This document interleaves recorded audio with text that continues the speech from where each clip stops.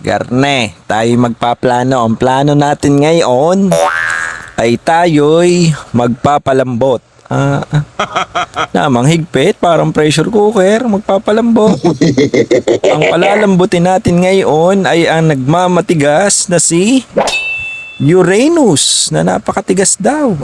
Subukan natin. Ang ating ginamit ngayon ay si Ate Guinevere. Wow, Gwen. Wow. Napakatamis.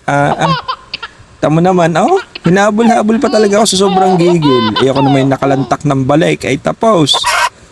Lugso, ang malalaki.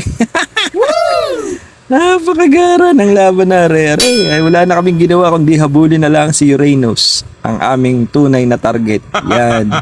Uranus lang ang ating pupulbusin. Kung sa bagay masira na ang diskarte.